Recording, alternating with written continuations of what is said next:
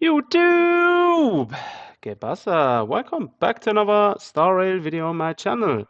Right, today we're gonna talk about Silverwolf, and as some of you guys know already, Silverwolf will be having a rerun in version 1.5 again. And with that, I'm not gonna be answering the question who should you pull for, Huyo, Argenti or Silverwolf, but generally saying Silverwolf, if you don't have her, should be your main priority.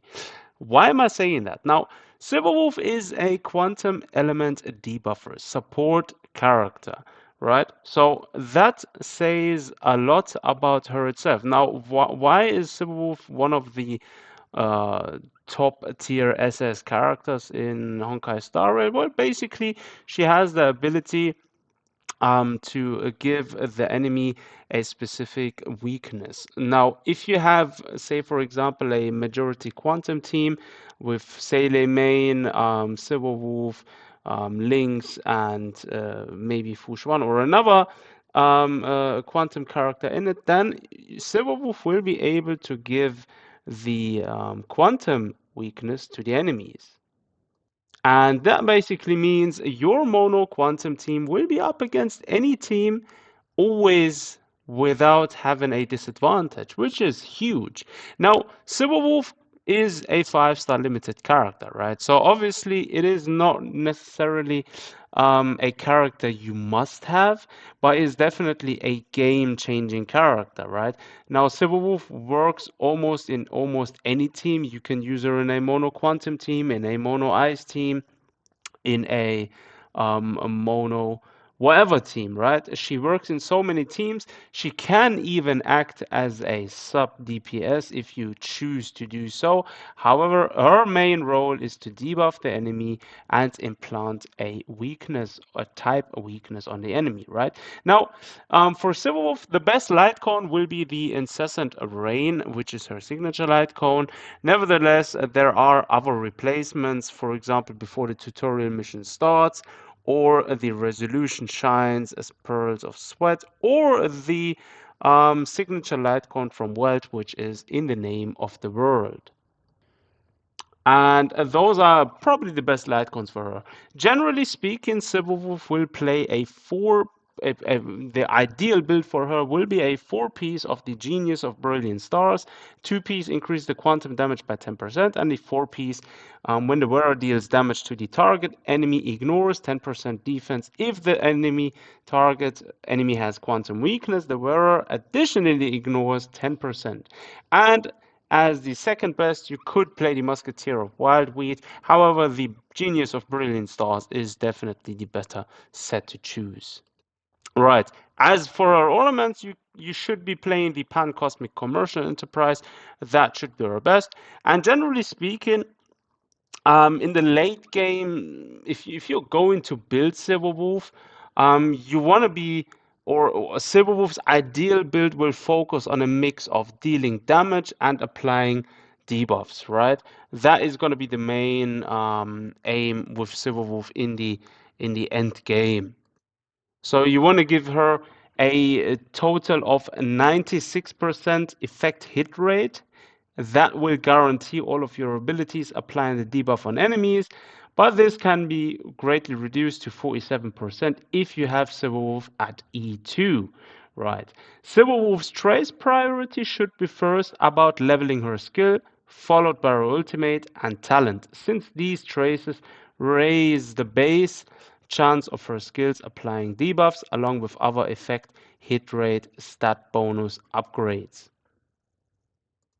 Now, why am I suggesting to definitely go for the incessant rain light cone? Now, the incessant rain light cone increases the wearer's hit rate by at S1 24% and at S5 40%. When the wearer deals damage to an enemy that currently has 3 or more debuffs, increases the wearer's crit rate by 12 up till 20%.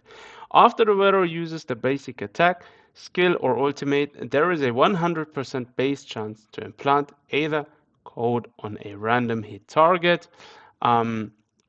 That does not yet have it. Targets with either code receive 12 up to 20% increased damage for one turn. So This would definitely further enhance your Silverwolf in any team. But again, as I said, it's not a must-have. Like you could choose to go for it, but you don't need it. Same with her Eidolons. The most optimal one to have is her at E2. Basically, drastically reduces Silverwolf's effect hit rate requirement to only 47%, which basically makes it a lot easier because initially, again, as I said, you need 96%, but with 47%, that gets a lot better. The other eidolons aren't really that important, but E2 would be the most perfect one to have, right? Um, Though Silverwolf is already great at E0, General is a support character. Again, as I said, she can become a sub DPS and a support hybrid the more eidolons you unlock for her, right? Now, if you have her, for example, at E6, which increases the damage for every debuff a target has, then she would be able to act as a perfect sub DPS in any team, actually. So that's why I'm saying she could work as a sub DPS. Now, the question is, should you pull for Silver Wolf?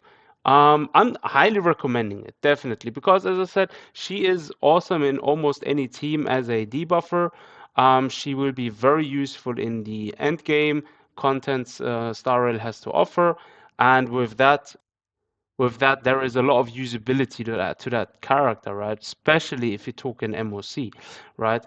Um, I mean, if you already have two perfectly built teams and you say, right, I don't really need her or want her, then it's up to you. But generally, she can make any team comp more flexible by enabling your strongest DPS to work in any fight through careful planning of the combat type found in your party, right? So that's definitely the main thing. Now, how you want to play Silverwolf? Now, generally you want her to proc her debuffs, right?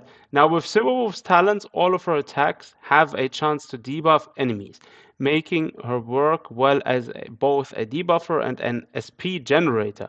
You also need to give her a light cone and relics, obviously, which will increase her effect hit rate to increase the chances of her talent to apply. Again, as I said, you need the effect hit rate at 96%. If you ever at E2, only needs to be at 47%. Right.